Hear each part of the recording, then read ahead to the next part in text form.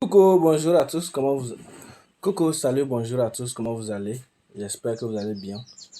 Je vous souhaite encore, comme nous sommes toujours dans le mois de janvier, bonne et heureuse année à vous et que Dieu Tout-Puissant nous donne beaucoup de succès, la santé d'abord et le succès dans nos démarches, surtout dans nos démarches d'immigration.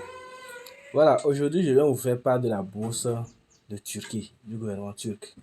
Vous savez, parmi les bourses, les meilleures bourses au monde, nous avons la bourse du gouvernement du Japon, c'est la bourse MES, la bourse de la Russie, la bourse de la Turquie aussi, la bourse du gouvernement de Roumanie. Ce sont les bourses qui sont les plus exonérantes. Vous savez, les bourses sont les plus exonérantes. Il y a aussi la bourse aux États-Unis. Donc, aujourd'hui, je vous parle de la bourse du gouvernement turc. Je suis posté sur le site Turquie et Burslari. Je vais seulement vous laisser le site sur ma page YouTube. Je ne sais pas si je vais vous laisser sur le site, sur la page TikTok, mais je laisserai quand même sur la page YouTube.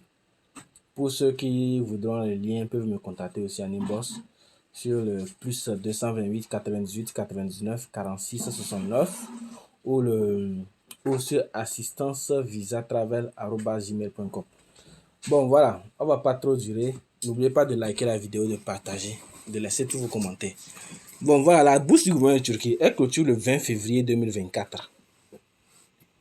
C'est une bourse pour la licence, le master et le doctorat. Entièrement financée. Elle est entièrement financée en fait. Elle est ouverte pour tous et elle est entièrement financée. Donc, c'est une bourse qui vous permet d'aller étudier en Turquie. Un programme que vous aurez choisi. Un programme qui peut être de premier cycle, de deuxième cycle, de troisième cycle. Le programme de la langue turque, vous allez apprendre la langue là-bas. Pour ceux qui y aura, parce qu'il y a des universités qui enseignent en Turquie, en turc, et des universités qui enseignent en anglais. Je vous conseille le turc. Parce que si vous choisissez les universités qui enseignent en anglais, vous devez avoir un niveau de langue en anglais.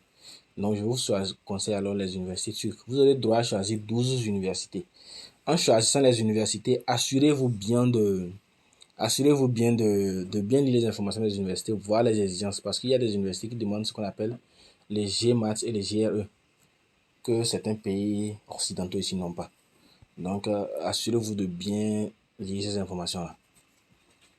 Dans les universités, la bourse turque est ouverte à plus de 40 000 programmes enseignés pour tout ça. Elle est ouverte, disponible dans le système de candidature. Le programme éligible, premier cycle, deuxième cycle, troisième cycle. Nombre de bourses, ça va jusqu'au-delà de 4 000. On entrera à 4 000 candidats, plus de 4 000. La durée, pour le programme de premier cycle, ça va 4 à 6 ans plus 1 an de la langue turque. Pour le master, 2 ans plus 1 an de langue. Pour le doctorat, 4 ans plus 1 an de langue.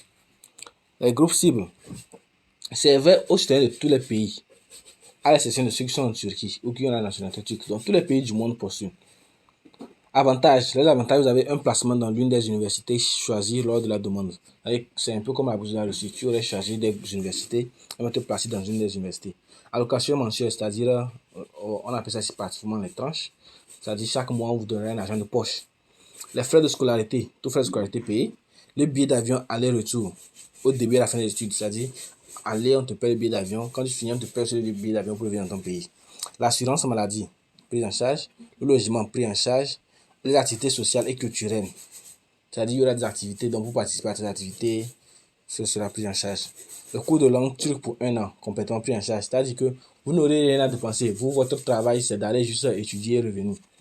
On prendra en charge tout ce qui concerne votre subsistance. Bon, critères d'éligibilité. Être citoyen de n'importe quel pays, sauf les citoyens turcs. Avoir de bonnes notes. C'est-à-dire, pour les candidats de master, pour les candidats de licence, avoir plus de 70%. Pour les candidats de master et de doctorat, avoir plus de 75%. 75%, vous pouvez faire 100% donne 20. Donc, 70% vont donner combien pour trouver la note qu'il faut. 70%, je pense, c'est 14 de moyenne. Critère d'âge 21 ans, date limite pour les licences, 30 ans, date limite pour le master, 35 ans, date limite pour le programme de doctorat.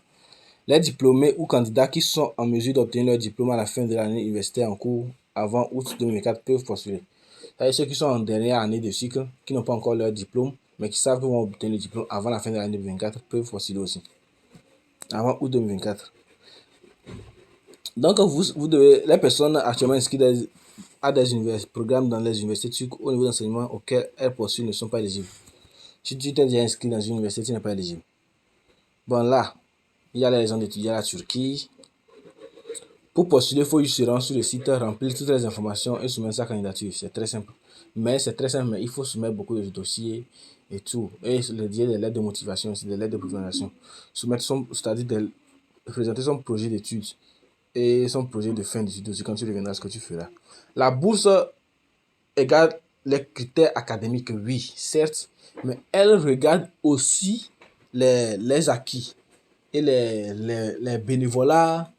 C'est-à-dire, quand vous êtes à l'école, on vous dit souvent d'intégrer les clubs et tout ça là.